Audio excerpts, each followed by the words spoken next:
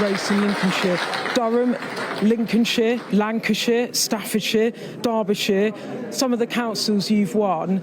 Is it beyond what you thought you could do today? Way beyond. I knew we'd do well today. I mean, I've seen the party grow. I've seen the calibre of people improve. We've professionalised the way we operate, everything from our literature to data gathering. But frankly, what we're achieving in terms of council seat numbers, what has happened here in County Durham, beyond my wildest dreams. Okay.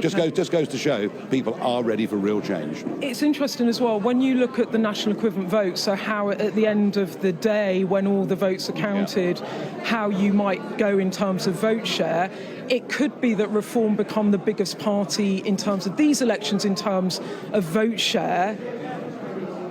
What do you make of that? I think people just look at Westminster and look at failure.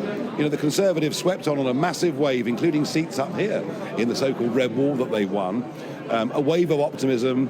They broke virtually every major promise they made to the British people. Labour won on, frankly, an anti-Tory vote. The Prime Minister promised change. Well, no one's seeing positive change economically or socially. And people are actually getting poorer despite the claims of the government. So people want something different. But back in Westminster, when you were saying, I will be the next Prime Minister, a lot of people thought that was ludicrous. You were being audacious and it wasn't believable. What do you say to them now? They're not laughing now, are they? They've seen. This is reform quake. That's what's going on across the country today. These are the most astonishing set of local election results in the history of our country. You're building a coalition here. You're taking votes from Labour in some of those red wall seats that Boris Johnson did well in. And you're also obviously hitting the Conservatives really hard. But to maintain that, do you need to change the style in which you lead? And what I mean by that is you're a divisive politician. Well, good. Good. But to keep a coalition together, do you have to change anything? I'm sorry, I'm not Mr. Bland. You know, I am who I am. Take me or leave me. I'm a straight speaker. I say what I believe. And if you like it, that's fantastic. But what I mean and if you don't, I don't care. In a fast-past-the-post system, though, people tend to win on centre ground. So they've got to build a massive coalition of voters. Yeah, but just up there, you were talking about people don't work from home, you don't like diversity on the councils. A lot of people won't like that.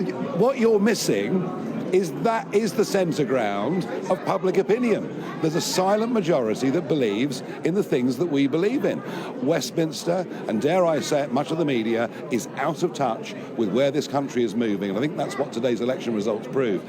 Nobody in Westminster lessons from this in the short term, but I tell you what, this is happening.